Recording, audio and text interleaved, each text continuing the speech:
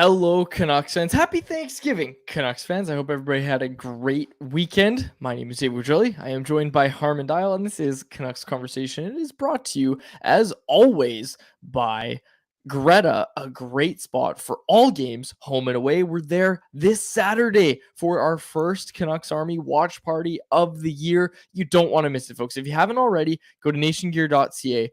Buy your tickets. Doors open at 3 p.m. It's a 4 p.m. start. Make sure you get on down to Greta. We're going to have it all. Prizes, trivia, and more. Lots of energy all night long, supporting a good cause in the BC Mental Health Foundation. Don't miss out on the biggest kickoff party of the year. Be there or hear about it all season long. Visit nationgear.ca to reserve your spot. I'm excited. Greta's a great spot to be. You're going to be there. We're both going to be there. We're going to have the rematch. I'm wondering if we could sell additional tickets for people to watch the rematch.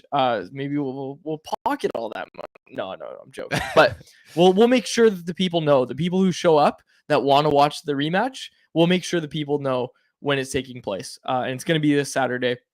Make sure you head on down. Greta Bar, YVR, 50 West Cordova Street is the address. This event, of course, is 19 plus because it's at Greta Bar YVR. Okay, Harmon, the Canucks are busy today. We're busy today. A bit of an earlier start today. Remember, folks, game days, 4 p.m. start game days is kind of what we've decided. Those are going to be the ones that we start the show at 1 o'clock for those that catch us on the live stream. 7 p.m. games, we didn't like that last week. We're going to go back to 2 o'clock on those ones on game days. So 4 o'clock starts. We're going to be going 1 o'clock. So keep that in mind for your future programming. But Canucks are in Tampa tonight. They face the Tampa Bay Lightning, and we've gotten some notes, Harm, as we get ready for the game, which, as I said, starts at 4 o'clock Pacific time. It's our first road trip of the year. Archer Sheloves starts in goal. Let's start there. Let's start in the crease. Archer Sheloves starts in goal for the Canucks. They're going back to him after a pretty strong showing from Kevin Lankinen in his Canucks debut. I have a lot of thoughts on this, but just your initial impression on them going back to Sheloves here. Yeah, I was a little bit surprised just because coming out of the Philly game, I was thinking, okay, they haven't won a game yet. And if you're strictly thinking about based off each goaltender's first start, which goaltender would give you the best chance of okay, getting the team on track so that they can pick up the first victory and so that there isn't a risk of, oh, they're starting the season off by losing three straight games. I would have thought that they may lean towards Lankinen, but I can understand why for a young goaltender like Sheloves, you want to give him a bit of a vote of confidence and not have him second guessing himself, because even if Lankinen goes on a bit of a hot stretch here, Sheloves is still going to be an important part of this goaltending tandem at some point. Even if Demko comes back, there are going to be moments where they're going to need to count on him. And for Sheloves to become comfortable at the NHL level, for him to develop into a player that's closer to the peak of his potential, I don't know. Like, just thinking about it from his perspective, you don't want to be in a position where you're thinking, oh, I had one bad start and that's all the leash I get. I'm immediately on the back burner. Whereas if you give him a vote of confidence, show that you're backing him, it can be a positive sign and just help him settle down and ironically relax a little bit more even. And I imagine it'll be like, I don't know for certain, but if Sheloves plays well, I imagine they're just going to go back to Lankinen and continue a 50-50 split for a little while, at least until one goaltender definitively separates himself from the other.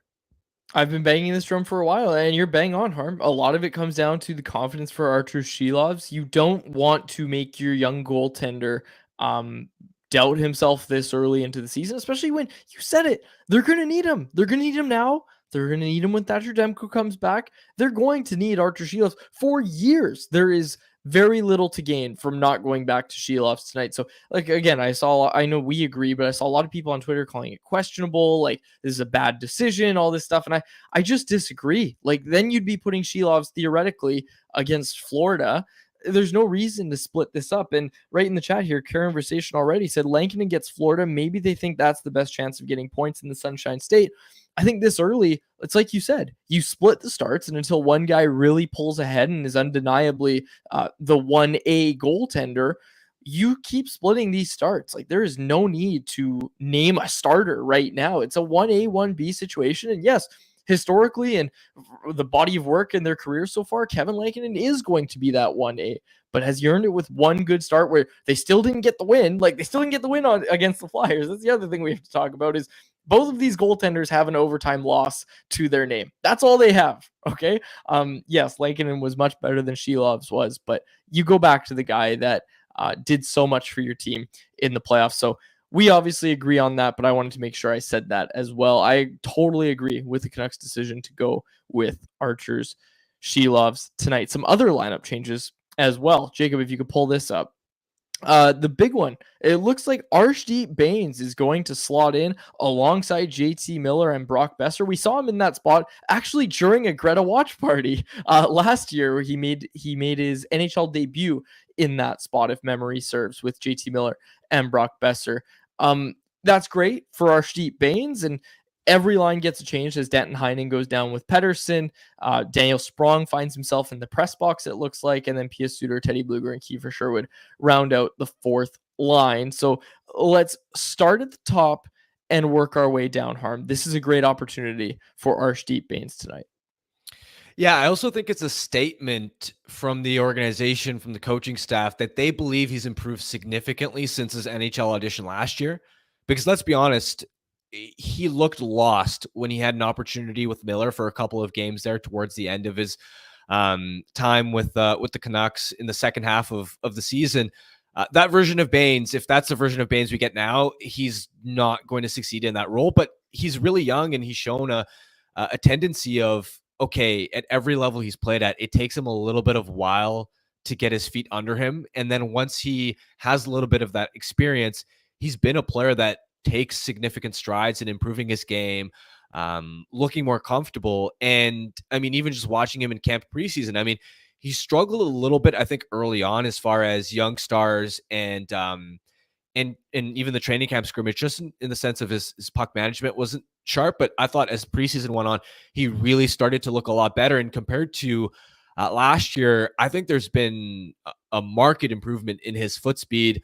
He looks more creative and crafty offensively, and that's what I'm going to be looking for in terms of whether he can find success on that line with Miller or not. Is he can't just be looking to make safe plays, right? When I think back to maybe some of the things that he did well in his 5 games or so, it's okay along the walls and just in terms of playing a polished professional two-way game. He didn't have too many blunders outside of the penalties that he took, but he played a little bit safe. Outside of his debut against Colorado, it felt like the slick playmaking that he showed down in Abbotsford, he wasn't driving enough offense. And that makes sense, right? First taste in the NHL, like, you're going to have some rookie nerves. But now that he has that experience under his belt, I'm going to be looking for him to try and play a quicker, more dynamic, more decisive offensive game so that he can add something to that line. Because if they wanted a safe option, they could have just rolled with Danton Heinen again, who, let's be honest, I think between him and Sprong, both of them struggled to really make an impact in their complementary top 6 roles so far. Another thing that kind of adds to the organization's trust in Bains and the coaching staff, Tampa's got last change tonight. Like, it's not like they're going to be able to take that line out of a matchup role. Tampa's going to be hard matching that line. So that's going to be a tough test. Like, that's going to be a tough test for Arshdeep Bains playing with JT Miller and Brock Besser. Let's talk about the other aspect of this, Harm.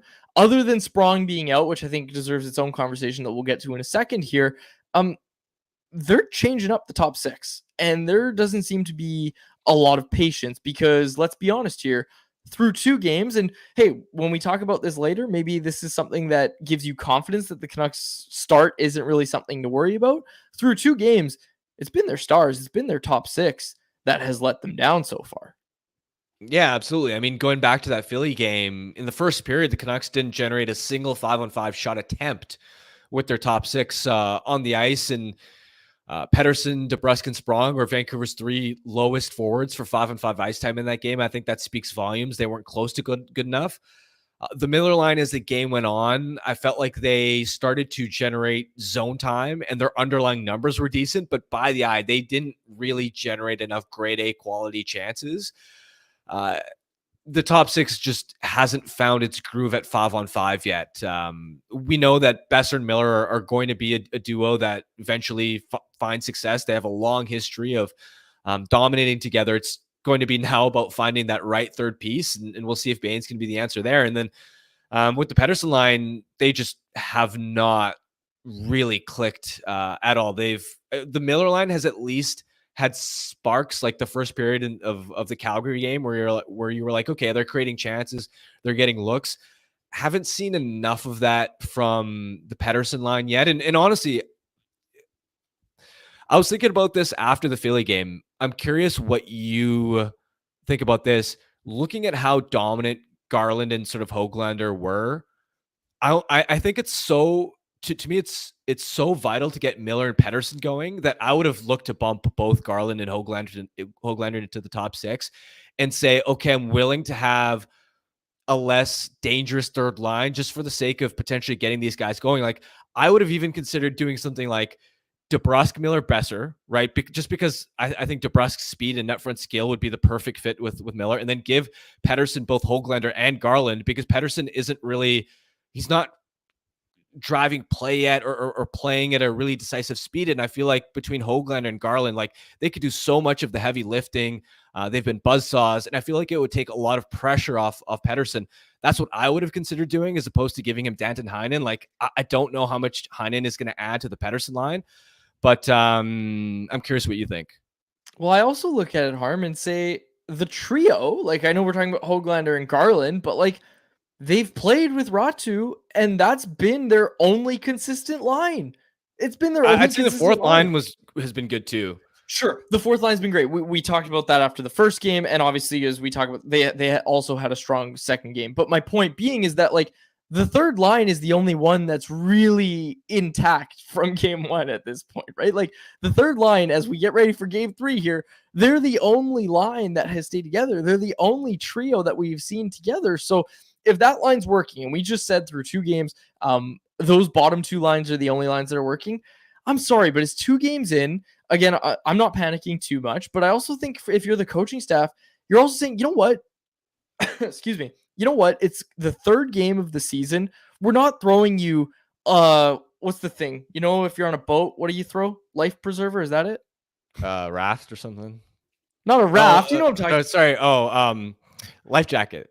Or what do you? No, not a life jacket. Someone's gonna know what I'm talking about. You know, the circle thing. Anyways, it doesn't matter. Someone knows what I'm talking about. I know what you're talking about. I can't find the right word. We're not throwing you a lifeline, is what I should have said. We're not throwing you a lifeline by breaking up our bottom six. And in all seriousness, like I do look at it and say the coaching staff might be feeling that they're like, okay, Miller, Besser, Pettersson, like these top guys. You need to figure it out. It shouldn't take Nils Höglander and Connor Garland, who are playing well together. It is a life preserver. That was what I was looking for. But you shouldn't need to take guys out of your bottom six that are playing well and throw them into the top six so that your best players can start playing like your best players. I'm sorry, but at some point you got to figure it out yourself. If you're Elias Pettersson, you got to figure it out yourself. If you're Brock Besser, JT Miller, who I think is a little bit banged up in the case of Miller, but it's only 2 games in. Both of these games have gone to overtime. Pettersson missed what would have been the game-winning goal by what was it, like a few inches in that Philly game. And how different is the conversation if they win in overtime, both games, but even just one game? How different is the conversation? I don't think you're at the point now where and again, I like that they shook up the lineup, but I don't think you're at the point now where you say, okay, this one line that's been working with Connor Garland and Nils Höglander, let's split that up so that our stars can start playing like our stars. I don't think you're at that point yet. If they have another bad night tonight, the top 6, maybe you start to think about it, but I'm not there yet after 2 games. I'm just not. Yeah, that's fair enough. I think for me, it's more even just a thought that I think Höglander and Garland are, like, at this point outside of Besser and DeBrusk, they're best wingers, right? And of course, there's a case to be made that you want to maybe balance out your top 9 a little bit, but I think as the season progresses, like you said, doesn't necessarily have to be now. But if they continue playing this well, Höglander and Garland should be deployed like legit top 6 players, get those types of minutes, get those types of matchups, and play in as substantial a role as possible if they keep this up. Yeah, absolutely. Okay, let's go down the list here. Daniel Sprong. it looks like he's going to be a healthy scratch for the first time in his Canucks career. We kind of saw this coming. You mentioned the ice time in that Philadelphia game.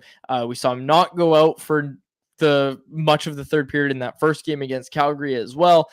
We kind of knew this was coming. What does Daniel Sprong need to do better in order to be a lineup regular?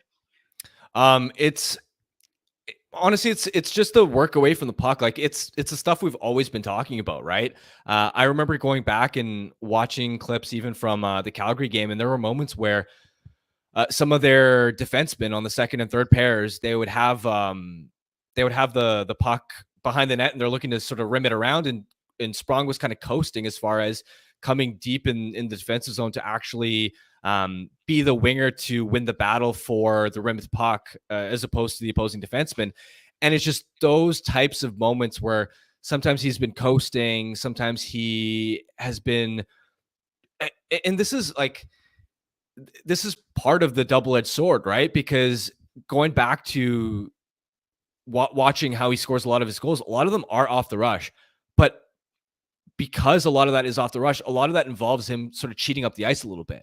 And so it's a give and take there. And I think he hasn't brought nearly enough of an offensive impact at 5-on-5 to offset the fact that he just isn't, is just a below average player away from the puck. That's what it comes down to, is we know the improvement needs to come. It's not going to be an immediate thing. So this isn't a big one. It's not a big shock, but two, it's not like oh no, time to panic. Like, this is horrible for Daniel Sprong and what's going to become of him as a Canuck. Like, we kind of knew this was going to happen, right? Like we knew it was going to happen at some point, and Sprong has recognized that he has a lot to work on. Talkett calls him a work in progress, all that sort of stuff. Like, we knew that the moment he signed here. So he gets his first healthy scratch tonight. It'll be interesting to see how he bounces back and where he bounces back tomorrow. Looking at the rest of the lineup, though, Harm, like I said, the only line that remains intact looks like it's that third line with Ratu, Garland, and Höglander. Tyler Myers went down with a pretty awkward-looking injury in that Philadelphia game. He's going to be a game-time decision tonight. It looks like they have avoided what could have been a pretty bad injury. Yeah, that's a massive bullet dodge there. I mean, in the absence of Myers, Juleson played nearly 20 minutes. Of course, Hughes is up over 30, and man, I don't know if I was ready to see Juleson as your second RD and Desharnais as your third RD. Like, I wonder if the coaching staff would have at that point had to split Hughes and Hronek just to stabilize and make sure that the bottom four isn't a complete mess. So yeah, really fortunate there. I mean, I was in the building for that game, and the play was so awkward. The way that he fell on his knee, and he was not putting any weight on that right leg as he was headed down towards the tunnel. And I thought to myself, man, like, you never know when a player goes down, but I was thinking, boy, he could miss some weeks here. Like, this looks serious, because we're so accustomed to, I mean, we've seen Myers in Vancouver for years and years. How many times has he like blocked a shot or looked like he's in distress or pain on the ice? He heads to the bench and then just shakes it off and ends up being okay. This was, I've never seen Myers in this type of distress where he was just completely out of the play. And so, yeah, they're really fortunate that it wasn't a lot more serious, and they're going to need him. If it's not tonight, then within the next couple of games to really come back and log crucial minutes for them. It looked bad. So after the game, I wrote about what it would look like for the Canucks to replace Tyler Myers. And a lot of the comments on the article were, well, that's not good. Like, I was coming up with solutions for, oh, this is how the Canucks can configure their defense. And you're right. Like, most of the solutions I came up with, I had 3. The good ones had to do with splitting up Hughes and Hronek, and how good is that going to be, right? But you don't want your bottom 4 defense group to become, this black hole. So it looked like it was going to have to be Hughes and Hronek split up. We don't know if that'll be the case tonight, because Myers might play, and even if he doesn't, we'll see what the defense configures as. Murph was tweeting out the lines from Tampa Bay, and he just said that the defensemen were all rotating. So we have no idea what the defense is going to look like tonight. So that'll be interesting to see as the Canucks take on the Lightning. Anything else that you wanted to get to, either from Friday's game or as we kind of talk about tonight's game? Because I have more of a big picture thing about the Canucks' chances and the Canucks' start to this point. But is there anything on those games specifically that you wanted to hit on? Let's hear your big picture take. Okay, so I was, first of all, I'm not sure if you read this. Last night, I was just scrolling through Hockey Reference, and I read about the last time the Canucks started a season with 2 overtime losses. These were both ties because obviously games ended in ties until 2005. So these were kind of overtime losses. They failed to get a win in overtime is how I worded it. The last time they opened a season failing to get 2 wins in overtime. It was the 88-89 season, and the first one was Trevor Linden's debut. So I found this really interesting. I wrote about it over at CanucksArmy.com. You can go read it there. But basically what I'm getting at is that season, as I continue to do my research, I don't know if you knew this, that season that they started 0-2, they almost took out the Stanley Cup champion winning Calgary Flames, in the first round of the playoffs. They took them to overtime of Game 7 in round 1. That Flames team that was so dominant, 117 points. They win the division. They go on to win the Stanley Cup. The Canucks almost beat them in Game 7. And I don't know if you knew that. Obviously, you and I weren't alive for that, but I definitely didn't know that. And it was a damn close series, and the Canucks almost took it. Again, fittingly, it was overtime that decided it. But they almost took down the Cup champs in 88-89. Damn, that's impressive. But on the other hand, Negative Quads is predicting a first round loss for the Canucks this year now. Is that, against the Flames? Is that what you're getting at? Against the first against the Pacific Flames. 3-0-0. You know what? It's funny that you bring up the 3-0-0 Flames, because that's kind of what I want to talk about when I say big pictures. I was thinking about it this weekend, just the fact that the Canucks, don't have a win on the season. But again, I brought it up a little earlier, Harm. Overtime's a coin flip most of the time. All you needed was another shootout goal. All you needed was possession of the puck and to not get scored on. Am I concerned that they have lost these games? I have to be honest with you, not really. And the big reason, Harm, again, go listen to what's coming out of Edmonton. That team has 0 points. They don't have any points through 3 games, 3 regulation losses for those Oilers, and nobody's panicking. Or I should say very few people are panicking. The majority of people are not panicking in Edmonton. And the simple reason, Harm, is the same why it should be in Vancouver. It's the star players that aren't playing up to standard, and we know what those guys can play like. Sure, people are going to have their concerns about Elias Pettersson dating back to last season. I understand that. Again, we're very pro Pettersson on this podcast, but I understand why people are at least keeping an eye on Elias Pettersson and why they're a little worried about him getting going. But how long until JT Miller, Brock Besser, and Elias Pettersson, until all those guys get going? Because none of them have really been humming along to start the season so far. Besser obviously had a couple goals, which is great, but we just talked about the top 6 struggles. If your bottom 6 is what's carrying you so far, I'm of the belief that your top 6 eventually is just going to figure it out. And that's eventually going to turn around. And that's what's going to separate you from a team that, like the Flames, has started super hot, but eventually they're punching above their weight class. We know that, and they're going to come down. Whereas with the Canucks, and again, the Oilers to some extent, you're looking at it and saying, okay, how are they losing? It's not like Elias Pettersson, JT Miller, Brock Besser, Quinn Hughes, these guys are carrying the load. They're scoring 4 goals, but then the Canucks are just getting absolutely caved when everybody else is on the ice. That's not what's happening. And I think that's what matters to me, is that your star players are eventually going to play like your star players. It's still a conversation, so we still have to talk about it, and we're still going to talk about it, but that's why there's no panic, I think, in the market right now. I really haven't seen many people concerned.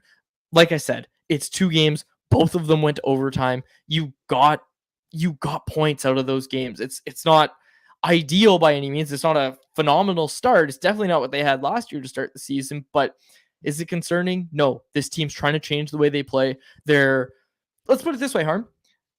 If the Canucks give up 10 points in the standings, 10 points in the standings, and they finish with 97 points instead of 107. That's what they had last year, 107, I think. Was it 108? 108, sure. 10, 15, I don't care. If the Canucks finish with 93 points, or they just make the playoffs or whatever, right? Or they're 3rd in the Pacific with 96. I don't know. I'm throwing numbers out. My point being, if this team loses some regular season points because they're changing the way they play to be more conducive to success in the playoffs, which last season what they did, we know that wasn't conducive to success in the playoffs. If they lose out on some regular season points so that they're a better playoff team, everybody's okay with that. You have to be okay with that. And right now, I look at the Canucks as a team that's trying out some new stuff, and they're going through the motions a little bit, and they're going through that learning process. There's a lot of roster turnover, and I know it sounds like I'm just making a bunch of excuses, but with an 0-2 start, I'm just simply not panicking right now. Yeah, I mean, even look at Quinn Hughes, right? His underlying numbers were really good in the Philly game, but he had some uncharacteristic turnovers. He had a ton of shots from the point blocked. I didn't think Quinn Hughes had a typical Quinn Hughes like game. And so even if one of Vancouver Stars had played like themselves, I really believe they would have won that Flyers game. The other thing to keep in mind, which is sort of both a negative and a positive at the same time, is they haven't had Thatcher Demko, which is a positive in the sense that, okay, they've picked up points despite not having Demko, but it's also negative in the sense that we don't know when Demko's going to be back, and it looms as an overall big picture question mark. And that is one of the bigger, I think, I'm sure that the top six will get sorted at some point, that it'll become productive, but we don't know as far as the goaltending situation whether we're going to get any clarity on it, when Demko's going to be back. Is Shilov's going to be able to play at a competent enough level? Can Lankinen maintain the type of play that he maintained against Philly? Like, that could be a legit ongoing storyline and ongoing concern for this season. Like, that's a big picture thing that we are going to have to keep in the back of our minds. But big picture, I look at this team on paper, and I mean, they're so deep, and they have enough star power to get their top six going. I think they'll be just fine. They'll be just fine, and they have their first chance to be just fine with tonight's game. I wanted to go to this one, so I want to pull this up. This is a poll question from Scaris and Price. We don't even have our own poll question today, but I liked theirs so much that we're going to pull it up. Our friends over at Scaris and Price asked today, is it too early to be worried about Elias Pettersson? Harman, this was a 50-50 split. That's why I bring it up. We don't need to sit here and debate it or whatever, but a 50-50 split among Canucks fans with the question, is it too early to be worried about Elias Pettersson? I understand both sides. Like, I understand why people on the yes side are saying, okay, well, there were things to be concerned about last year, so I was worried about that. And now I'm seeing some of the same things. I'm of the opinion that it's 2 games in. It's 2 games in, so you can keep an eye on it. We had this discussion last week. You can talk about it when he's not on his game, absolutely. But worried about Elias Pettersson, is it too early? I think yes, it is a little bit too early to be worried about Elias Pettersson. Keep an eye on it. I'm not telling you, no, this isn't something worth even talking about or keeping an eye on. But worried, I think it's too early. Yeah, I mean, I don't even really have much to add beyond what you said as far as, like, yeah, I'm not worried, but you are absolutely keeping an eye and monitoring the situation to see if he can hopefully get out of this sooner rather than later. He also had a pretty solid, like a clever play to cause a turnover in that Philly game. And how different is the story, like I said, if he scores that game winner against Philly? And I know it didn't happen, and it sounds like I'm making excuses again, but how different is the conversation if Elias Pettersson scores the game-winning goal against Philly, right? Let's see how he does with some new line mates tonight. You want to be a little more aggressive. Like, I do want to see him shoot the puck more. I think that's a safe thing to say. Like, you absolutely want to see him start to be a little more, I guess aggressive is the only word to say. Yeah. But well, it's almost like when he gets the puck in the slot, and he's had it through the first couple of games in dangerous situations, he's almost kind of lacked killer instinct, right? Because when Pettersson's at his best, like, you think about rookie season Elias Pettersson when he had 10 goals in 10 games, it's like he got the puck in a dangerous scoring area, and immediately he was so quick, he was so decisive, he was just clinical as a finisher. Now it seems like he's overthinking a little bit, trying to find the perfect lane, trying to find the perfect. It's almost like he's taking a little bit too long to make that decision when he has the puck in the slot. You even go back to the first game of the season against Calgary, where he had it in a prime scoring location. Instead of shooting it, tried to go backdoor to DeBrusk. And in the Philly game, there were at least a few examples where he, again, had the puck in and around the slot. He was almost deliberating, do I let this go right now? Do I try and sidestep the Flyers player in front of me and try and manufacture a clean shooting lane for himself? And it didn't quite work out. But we know he has the talent and the skill set for it. So We'll see. Hopefully he can bounce back over the next few games here. Tonight seems like a great night to do it. Tonight seems like a great night to do it.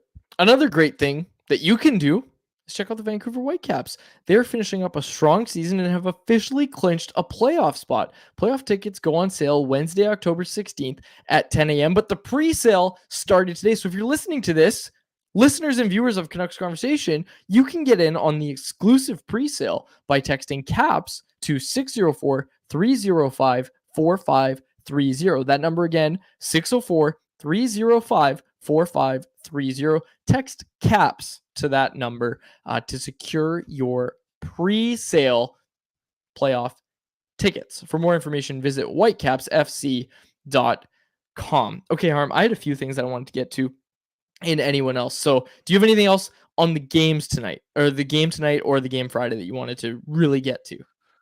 No, just a quick note that against Tampa specifically, the key against them is just going to be like they're I don't want to call them a one-line team, because they've still got some decent pieces like Hagel and Sorelli and Nick Paul in the second line, but their bottom six is really thin on paper, and you know that top line of Point, Gensel, and Kucherov is one of the best first lines in the NHL. So from a matchups perspective, whoever gets that assignment, and of course Rick Tocchet isn't going to be able to fully control who he gets to put out there against that Kucherov line.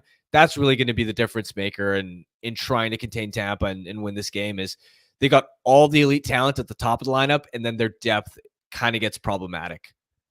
Advantage Canucks. That's all I'm hearing. Advantage Canucks. Okay, let's get to anyone else, which is brought to you by Square. If you run a restaurant, you're too busy for this ad. You're thinking about how to get more orders flowing and new locations opening. You need to get more customers and keep them coming back. So really, you're already thinking about Square, because Square Restaurant Tech helps more than 400,000 restaurants do all those things and more. So when you're thinking about your restaurant, think bigger and think Square. Go to squareup.com/ca/en/campaign/big-in-RST to see why Square is big in restaurants. All right, Harm, my anyone else. Did you see Zach McEwen's 2-goal game? I saw the one-time bomb that he let rip from almost the blue line. That was insane. Do you know who got the assist on that goal? No, I didn't pay attention. It would be one Adam Gaudette getting the assist on that goal. Oh my goodness. Yep. So Travis Green finds himself with Adam Gaudette and Zach McEwen back on his team. And I don't know this, but we're hockey journalists. We know how it works. There are going to be so many stories written today, if they haven't already, about Adam Gaudette and Zach McEwen finding familiar spark with Travis Green, their coach from Vancouver. They're back. All it took was Travis Green coming to coach them again. Adam Gaudette and Zach McEwen back together on Ottawa. Two friends of the shows, actually. Like, those guys have both been on the show so many times. Like, Gaudette was on the show like 3 times, it feels like, and McEwen had to at least be 5 times. Zach McEwen was on Canucks Combo. So big shout out to Adam Gaudette and Zach McEwen. I had to say that. And again, we also saw in the preseason, I don't think he's there right now. I think it was Nick Cousins, but Matthew Highmore also on that team. Matthew Highmore had some great times in Vancouver. Remember when he made up that dominant times? Great times. Okay, comparatively to what was going on, he was Vancouver okay at times. I almost got a Juho Lammikko tattoo because of how good that fourth line was. That is very disturbing. Well, Matthew Highmore was like the poor man's Tyler Mott. Yeah, but then he was playing with the Tyler Mott, and it was a great fourth line. It was Mott, Lammikko, and Highmore. That was a great fourth line. They had like a month where they were one of the best lines in the league. Well, okay, one of the best fourth lines in the league for a stretch. Great is doing a lot of heavy lifting there. I was not the biggest Matthew Highmore fan. I can tell, evidently. Travis Hamonic also locking the crease in the chat here. Said, don't forget about Travis Hamonic. Also back with Travis Green. It was funny to watch the highlights last night and see Zach McEwen out there rifling home one-timers from the point with Adam Gaudette setting him up. So Ottawa's going to be such an interesting team because they've sort of been similar to Vancouver for a while, where they have some really intriguing young pieces, right? Stützle, Batherson, Kachuk, Sanderson, Shabbat. I like Zub on the back end too. Pinto, Norris, if he can seem to stay healthy after all of his shoulder injuries, but they haven't just been able to put it together. Sort of a defensive mess, similar to how the Canucks were a defensive mess before Rick Tocchet came in. But now they have Linus Ullmark, and we'll see if he can be a stabilizing presence for them, which in conjunction with some, potential breakout seasons for Stützle, who's off to a great start. Like, can Ottawa take that next step? Especially as like poor Buffalo. I really feel bad for Sabres fans. It's been really rough start for them. And I mean, how many years has it been for them without the playoffs now? Like 11 or something? That's not ending anytime soon. Like, did anybody really, like, I've heard takes about the Sens. I've heard takes about the Devils. Do you know anybody who was definitively like, yep, this is the year the Sabres end the drought? Like, I was expecting them to be better than this, but they will be better than this. Like, this isn't, we just talked about it. We talked about how teams like the Flames are going to come down and teams like the Canucks are going to go up. The Sabres are going to go up, but not by much. So I don't know. I get it. I feel bad for Sabres fans because it is a really, really tough start, and it's probably not going to get much better, but it is going to get better. They're going to be better than this for sure. Okay. Anyone else? Let's see what's in the chat here. Brian Choi asking, when did the Canucks make their first trade? They traded for Zadorov in late November last year. Did they wait longer to accrue as much cap space as possible? I think barring an injury, you're probably looking around the same time, right? I think you see an Eric Brandstrom call up before you see a trade. I don't think that's a super hot take. I think you see Eric Brandstrom get a call up to the NHL. Did you see, or if you read Canucks Army, you'd know, Harm, he was pretty damn brilliant in that first game with Abbotsford. He was, very, very shifty. He had a few chances where he kind of manufactured a chance for himself just by being a really, really good skater. And he looks like a player that is a little bit too good for the AHL, which is certainly what you wanted to see as a guy who played all of the past 2 seasons in the NHL, albeit with Ottawa. Yeah, and if the breakout problems continue, which, by the way, that's another note I should mention is Forbert, for example, was a lot better against Philadelphia than in the season opener against Calgary, which should settle some people down. I know I was concerned about it a little bit, but of course also had the nice assist on that Teddy Bluger goal on the back door. But yeah, I mean, if the club ends up having problems in the bottom 4 breakout wise, then yeah, I mean, it's great that you have an internal candidate to potentially be the Band-Aid solution, even if it is in more of a sheltered role before you have to consider external upgrades. But yeah, I don't see, again, barring an injury, right? Because let's say Myers was going to be out for weeks. If they were looking at a prolonged stretch with Juleson and Desharnais as 2 of the 3 right-handed defensemen in the lineup on an everyday basis, then I think that would have ramped up the incentives to go out and make a quicker trade for a defenseman. But so long as they stay healthy, I don't think they, like, if anything, it might be useful to let the season kind of like play out, let games accumulate so you can have an even clearer idea of what exactly are the strengths and weaknesses of this iteration of the Canucks, because they're trying to integrate a lot of new pieces, right? So it's going to take time to figure out what forwards fit exactly where and what parts of the lineup you're able to find some chemistry and find some success, and which parts have some holes that you might want to address. Did you catch Monday night's game with the Montreal Canadiens and Pittsburgh Penguins? Did you watch it on Prime? No, I didn't. Quality was really good. It was really good. It was a really good game. Sam Montembeault, Jacob, you can bring yourself in here. Holy cow, Sam Montembeault. We were making fun of Jacob when he picked Lane Hudson for the Calder, which looks like a bad pick, but he should have picked Sam Montembeault. Hudson's already got 4 points in 4 games. No, he looked really bad against Pittsburgh, but other than that, Hudson's been really good. He did look really bad against Pittsburgh. I've only watched one that game, and it was that one. But yeah, he's been good otherwise. Montembeault, I think Daily Faceoff had a video this morning, like from one of their other shows, talking about like Montembeault being a dark horse for Team Canada at the Foreign Nations. It's so early, but he's looked good, and he's shown flash. who's he got to beat out, right? Like we're talking like Jordan Binnington. I think Mountain Bolt right now he's the best goalie in the league right now. So I mean, he should at least at this pace be in consideration over like Stuart Skinner. Oh, for sure. Yeah. Not gonna do it. I'm not gonna start the Stuart Skinner slander on the show. We'll wait for that a little bit. Last one, Harm. This one from Conversation. Leading up to free agency, you guys spent weeks looking for the next Dakota Joshua. Now that we're looking at trades and not diamonds in the rough of free agency, who is the next Philip Hronek?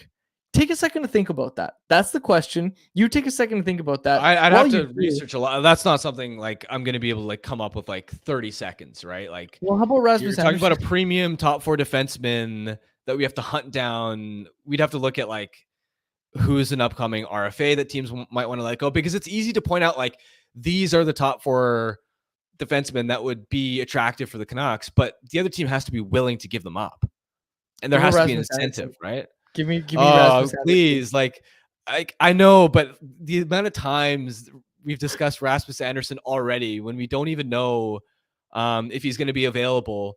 And it's likely going to cost. You're right. They are a cup contender now, so they're not going to get rid of him. Also, like it's going to cost a ton, right? So we can talk about Anderson closer to the deadline whenever we're actually considering what the Canucks might actually do. They're not going to swing a trade in October for him, but yeah, I mean, other sort of like under the radar options, it's honestly too early for me to be able to identify them outside of like the typical rental names like the Marcus Petterssons of the world. Well, Marcus Pettersson was good as well. I liked him as well. He's really good. Nick Pochek in the chat. Harmon does weeks of research. Quads sorts players by height.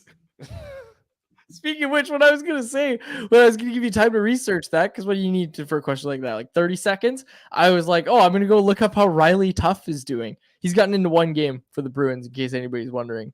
He's a -1. So not much just yet, but big guys take time sometimes. But anyways, we'll close out on anyone else there. Did you have any final thoughts, Harm, before we get to Bet365? No. Okay. Well, it's a Canucks game day. So we're taking the underdog Canucks to get their first win of the season tonight in any fashion. We're taking Canucks at +115 on the money line against the Tampa Bay Lightning, who have -135 odds heading into tonight. So you can go get the underdog Canucks to go get their first win of the season tonight. That was our bet of the day, brought to you by Bet365, a proud partner of Canucks Conversation. Open an account with Bet365 today and bet on a huge range of markets. Whatever the sport, whatever the moment, it's never ordinary at Bet365. Be sure to use code VANBONUS when you sign up for an account. You have one thing. Yeah, if the Canucks lose today, you got to be banned from picking the Canucks to win on the money line. You've done it in both the Calgary and Philly games, and they've lost both of them. Someone said if they lose both these games, because both these shows this week on game days start at 1:00. Someone said you're never allowed to start a show at 1:00 ever again if they lose every day that we started a show at 1:00. So might be something to keep track of. Final thing for me. Oh yeah. Final thing for me. Get your tickets, folks. It's the final week to buy tickets. Nationgear.ca is where you're going to want to go. It's the season kickoff party. Harmon and I are going to host it. It's just going to be such a good time. And we had a lot of people at our first watch party. And if you haven't been to one yet, or if you want to return, we're going to be doing trivia. We've got prizes to give away. You get to watch me beat Harmon again at arcade basketball. You get to see that beautiful air hockey table. Like Greta's a great spot to be. We're gonna make it worth your while. I promise. We're gonna make it worth your while. Doors open 3:00. Puck drop is at 4:00. It's gonna be a good time, folks. It's just gonna be a really good time. Like I said, it's in support of the BC Mental Health Foundation. So make sure you come on out. It's going to be a good time. What better way to spend a Saturday afternoon? That's the thing. I like the afternoon starts, Harm. I like the afternoon start. So get your tickets, everyone. I know, Harm, you already have yours, but everybody in the chat, I see you. Come up to us. Tell us who you are. That's my favorite part. Remember, Jeremy Lee showed up last year, Travis Wall, and they just came up to us and they're like, hey, so immediately we don't know who they are, but then he's like, oh, I'm this guy from the chat. And immediately it's like, wow, we basically talk to this person like every day and we just got to meet him in person. So that's a lot of fun. So folks, if you're thinking about it, podcast listener, wherever you listen to us from, go buy your ticket. Greta Bar YVR, come on out. Nationgear.ca is where you buy the tickets. We'll wrap it up there. will be in person tomorrow. Jacob, do we have enough Family Feud votes? No, we need a few more entries from for the Family Feud survey. I think maybe 20 or so. So not many. If you haven't voted in the survey yet, it's in the description of the podcast, Facebook, and YouTube live streams. There you go. So 2 things for everybody to do. Go buy your ticket for the watch party and go vote in the Family Feud survey. But we'll close it out there. For my co-host Harmon Dial and our technical producer Jacob Lazar, my name is Dave Rugelli. Thank you so much for listening to the episode of Canucks Conversation. Canucks Conversation is live Monday through Friday, every weekday at 2 p.m. over on the Canucks Army YouTube channel. Make sure you like, subscribe, and interact in the YouTube live chat every day with us, folks.